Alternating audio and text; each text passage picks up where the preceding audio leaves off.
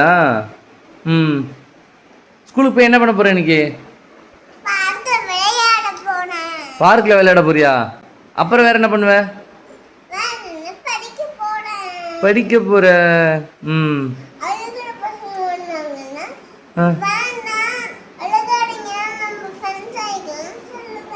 Okay super very good. ஹாய்ங்க. இன்றைக்கி பாப்பா வந்துட்டு ஃபஸ்ட் டே ஸ்கூலுக்கு போகிறா. இந்த வீடியோ எடுத்து 2 டேஸ் கிட்ட ஆகிடுச்சு. வெனஸ்டே அவள் ஸ்கூலுக்கு போனது. பட் இன்றைக்கி தான் போஸ்ட் பண்ணுறதுக்கான டைம் கிடச்சிச்சு. நாங்கள் வந்துட்டு எல்லா குழந்தையும் அழுதுட்டு போகிறத பார்த்ததப்போ என் பையனும் பொண்ணும் இதே மாதிரி தான் இருப்பாங்களா அப்படின்னு நான் ரொம்ப பயந்துக்கிட்டு இருந்தேங்க.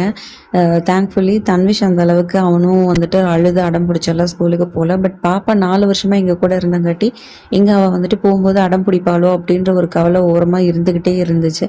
பட் ஸ்கூலுக்கு போகிறோம் அப்படின்னு தெரிஞ்ச உடனே முதல் நாள்லேருந்தே பயங்கர எக்ஸைட் ஆகிட்டா.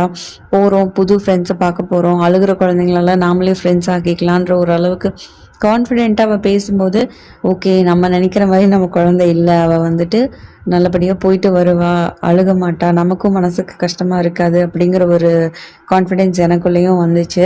காலையில் எப்பவும் போல் எழுந்திரிச்சு நல்லபடியாக அவளே குளிச்சு கிளம்பி இன்றைக்கி சாமிக்கெல்லாம் நானே பூஜை பண்ணுறேன்னு சொல்லி பூஜையெல்லாம் பண்ணேன்னா அதுக்கப்புறமா அவளுக்கு இன்றைக்கி கம்ஃபர்ட்டாக இருக்க மாதிரி ஃபுட்டு ஸ்நாக்ஸோ கொடுக்கணும் அப்படின்னு நினச்சேன். எதையும் ஃபோர்ஸ் பண்ணி கொடுக்காம சரி ஓகே அவளுக்கு பிடிச்சதே பிரேக்ஃபாஸ்ட்டுக்கோ ஸ்நாக்ஸ்க்கோ கொடுக்கலான்னு சொல்லி பேக் பண்ணி கொடுத்து அனுப்பிச்சாச்சு. ஸ்கூலுக்கு வந்துட்டு 10 o'clock ஸ்கூலில் போயிட்டு அங்கேயே இருந்து நான் கொஞ்சம் நேரத்தில் கூட்டிகிட்டு வர சொல்லிட்டாங்க.